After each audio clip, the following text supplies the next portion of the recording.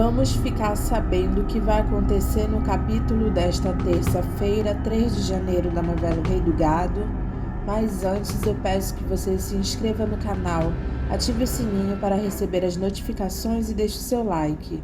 Lia, conversando com Júlia, diz que o irmão dela é louco. Será que tudo precisa ser assim enrolado na vida dele?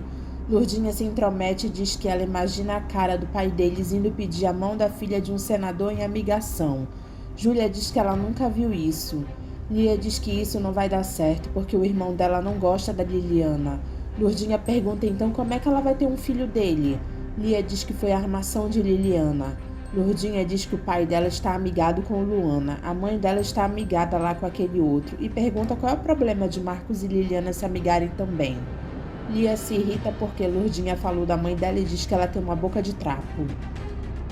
Júlia diz para Lourdinha que a língua dela ainda vai prejudicar ela. Lourdinha pergunta se ela falou alguma mentira. O senador diz que já está tudo acertado. Não é a melhor das situações, mas dos males é o menor. Rosa pergunta para Bruno onde é que eles vão morar, porque na casa dela ela não vai querer que os dois fiquem. Bruno diz que isso não vai ser problema. Marcos diz na cara de Rosa que ele não iria querer casar com a Liliana e ficar lá olhando para a cara dela. O senador se mete e diz que não é o exato momento para se perder a compostura. Bruno diz que eles não vão ficar discutindo sobre isso e que a filha dele vai ficar morando lá na casa dele, até o Marcos encontrar uma casa para eles morarem. O que o senhor falou, pai, está falado. Bruno manda a Liliana ir arrumar as coisas dela para ela ir com eles. Lia abre a porta do quarto do pai dela e vê Luana estudando. Ela diz, então é isso que você faz o dia todo trancada aqui dentro desse quarto. Luana diz que ela está estudando. Lia diz, sozinha? Sem a ajuda de ninguém? O teu pai me ajuda quando ele pode. Lia pergunta para Luana por que o pai dela não coloca ela numa escola. Porque eu não estou mais na idade, não. Lia diz que existe cursos de alfabetização para adultos. Luana diz que ela não é analfabeta. Lia olha o caderno e diz que analfabeta não é mesmo, pode ser chucra, mas já sabe escrever. Mas eu não sou chucra. Lia pede desculpas e diz que foi maneira de falar. Eu não te quero mal, Luana, mas essa situação que você entrou dentro de casa, vivendo com meu pai. Luana pergunta o que tem. Para você não deve ter nada demais, mas pra gente, e com toda sinceridade, você tem idade para ser a minha irmã. O meu pai, idade para ser o seu pai, entende? Luana pergunta o que tem isso. Lia é grossa com Luana e diz que ela não parece ser burra e que ela deve estar entendendo perfeitamente o que ela está querendo dizer. Luana pergunta se ela não acha que ela pode gostar do pai dela. Lia diz para Luana que ela acha e que os amigos dela sem terra foram menos inteligentes que ela. Luana pergunta por que ela está dizendo isso. Por que você invadiu o coração do meu pai, Luana? Com esse seu jeitinho desprotegida, você entrou na vida dele numa hora que ele estava por demais carente. Decepcionado com o casamento, com a vida, entende? Luana diz decepcionado com a sua mãe. Lia diz, principalmente com a minha mãe. E eu tive culpa? Lia diz, não, Luana. Quando eu e meu irmão estivemos lá na fazenda do Araguaia, nós sacamos que ainda não havia acontecido nada entre vocês. Mesmo porque o meu pai sempre foi um marido fiel à minha mãe, até o momento que ele se sentiu traído por ela, não é? Mas você já estava apaixonada por ele, não estava? Luana diz que estava, mas era só de longe. Apaixonada de longe, mas você se aproveitou e invadiu o coração dele quando percebeu que ele havia esvaziado o coração, por causa das decepções dele. Luana diz que ela não invadiu nada, ela só ocupou. Lia pergunta qual é a diferença.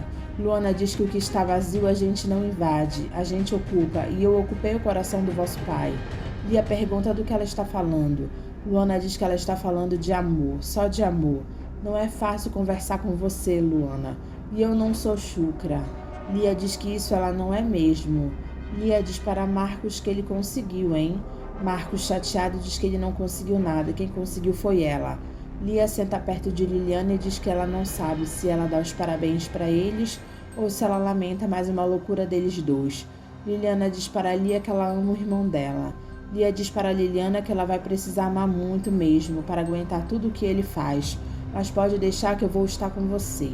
O senador tenta acalmar o coração de Rosa e diz que essa foi a melhor solução que se pôde encontrar. Rosa diz para você, não para mim. O senador pergunta o que ela queria. Ela diz que não quer mais nada nessa vida dela. Ele pede para ela não começar e parar com isso, pelo amor de Deus. Rosa diz que ela se admira muito ele se sujeitar a isso. Ele diz que pensou só na filha deles. Rosa diz o que ela pensa, que ele pensou apenas nos bois do amigo dele, que sustenta as campanhas dele. O senador se aborrece, se levanta e grita dizendo para ela nunca mais falar assim com ele, para ela nunca mais repetir isso para ele. Ela pergunta o que foi que ele se ofendeu, se ele não gosta de ouvir a verdade, é isso? O senador diz que ela é uma pobre neurótica e inconsequente. Rosa diz que inconsequente é ele que entregou a filha deles para um vagabundo. A nossa filha ama aquele vagabundo, ele se retira de lá. E Rosa diz, pois esteja aqui, senador, quando ela voltar aqui para esta casa chorando. Luana pergunta para Bruno se ele está aborrecido e ele diz que não está. Ele está só preocupado. Luana pergunta se é por causa do filho dele. Ele diz por quem haveria de ser se Marcos não toma jeito mesmo.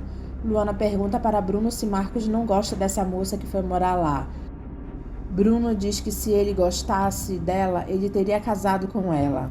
Luana pergunta por que então Liliana foi morar lá. Bruno diz só porque ela está esperando o filho dele. Luana pergunta para Bruno se Liliana não podia ter o filho dela na casa dela.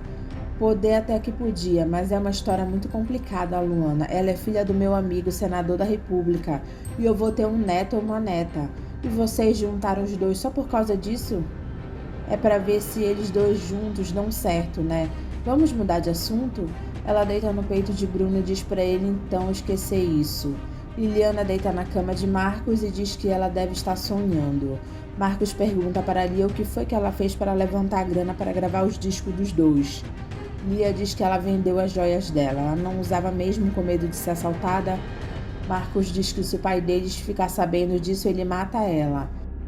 Lia diz que o pai dela nem lembra mais das joias que ele deu para ela. Marcos entra no quarto e pergunta para Liliana se está do jeito que ela queria. Ela diz que melhor não podia ser.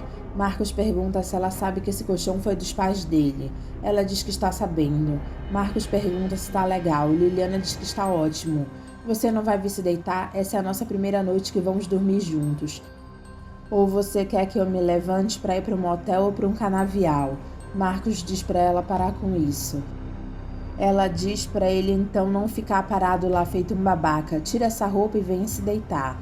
Marcos dá a desculpa que ele não está se sentindo bem. Ele se aproxima da porta e diz que ele está passando mal. Liliana fica triste por ele ter deixado ela lá sozinha.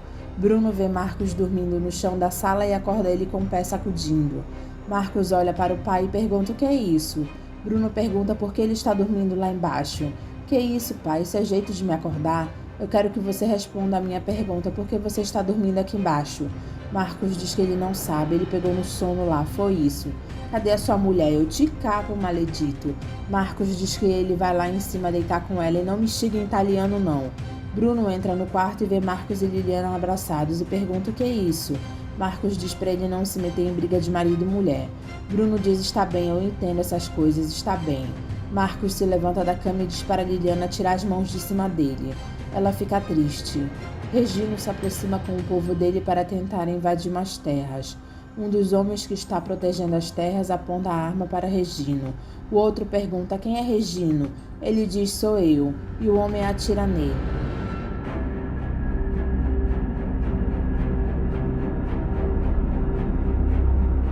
Jacira corre para socorrer o marido.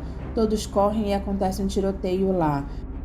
O líder deles pede para eles pararem de atirar neles. Jacira diz, não morre, amor da minha vida.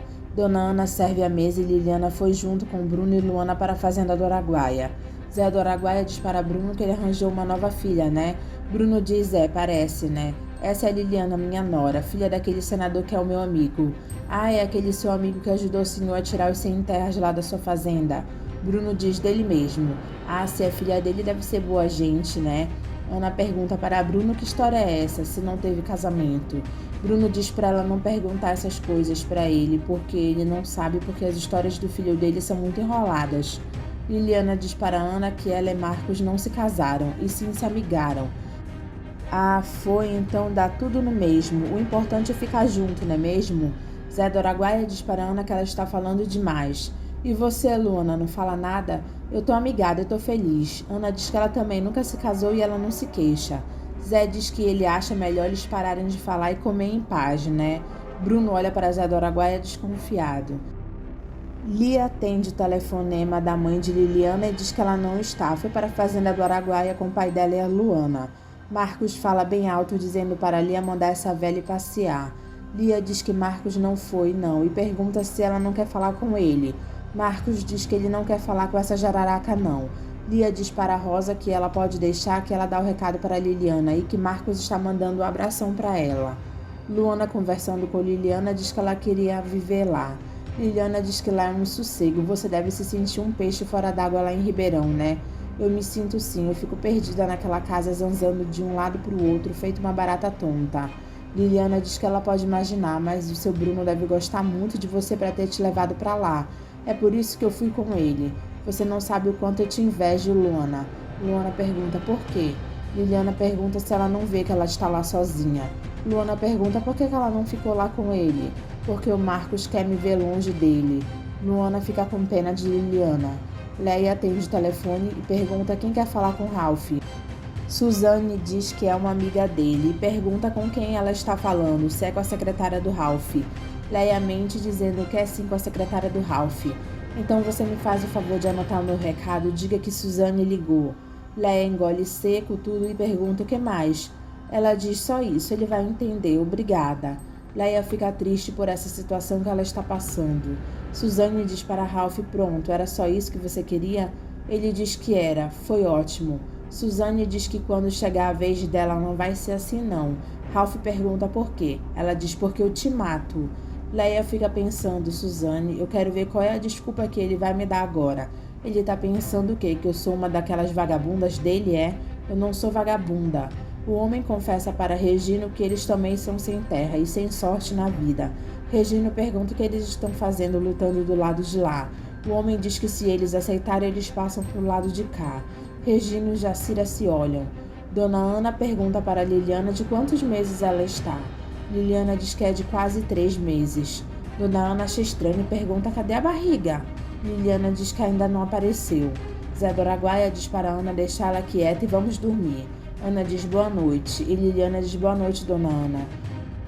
Rosa conta para o senador o que aconteceu e que só ele não percebe que aquele moleque está rejeitando a filha deles. Ô Maria Rosa, pelo amor de Deus, não comece a me infernizar com essa história. Eu estou exausto, preciso tomar um banho. Poxa, será que não dá ao menos para você conversar um pouco comigo? Depois que eu tomar um banho, eu telefono para você.